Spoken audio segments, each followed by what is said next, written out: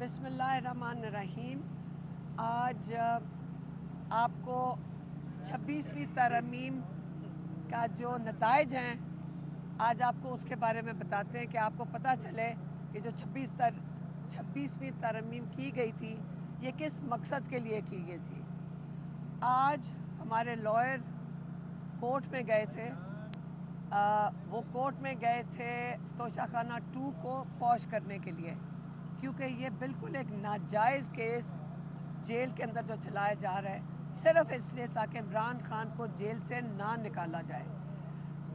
ये जो जज है इनाम मिन्हास, जो हाई कोर्ट में भी बिठाए गए हैं, जो जूनियर जज, आपको ये पता होना चाहिए कि इनका जो भाई है वो इमरान खान का केस 9 मई का पिंडी के कोर्ट के अंदर इनका भाई वहाँ पे प्रोसिक्यूटर है।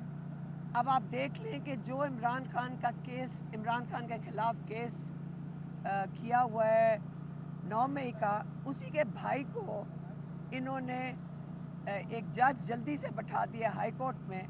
और जो सीनियर जज हैं, आप सोच रहे इमरान खान का केस जो मियां गुल हसन के आगे जिन्होंने सारी इसकी बैकग्राउंड, इसकी सारी डिटेल्स जो 1-1.5 साल से जो सुन रहे हैं, आप एक नए जज को फ़ौरन बैठा के उसके सामने इमरान खान के केसेस रख रहे हैं। इनका इरादा ये है कि कोई यहाँ से बॉल फेंके इस कोर्ट से जो नाजायज़ केस है तो वहाँ पे भी नाजायज़ फ़ैसला हो।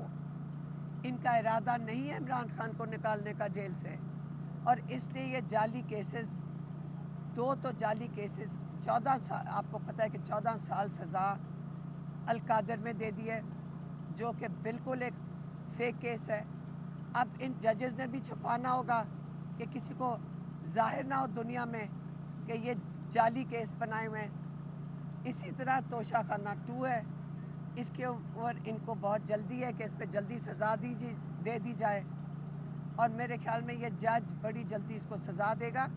यहाँ से ये बॉल फेंकेंगे सीधा इसी इनाम मिन्हास के सामने, जो कि ये इसको कंफर्म कर देगा, और ये बिल्कुल नहीं हमारे लॉयर्स के केसेस सुनेगा।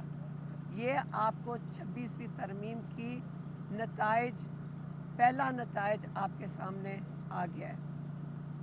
इमरान खान ने कहा है कि यहाँ पे डॉलर्स जिस फरावानी से मुल्क से निकल रहे हैं, तो फिर से उन्होंने अपील की है अपने ओवरसीज़ पाकिस्तानियों को कि आपने अपनी जमहूरियत और रूल ऑफ लॉ को बचाने के लिए आपने भरपूर हिस्सा लेना है रेमिटेंसेस के बॉयकॉट में।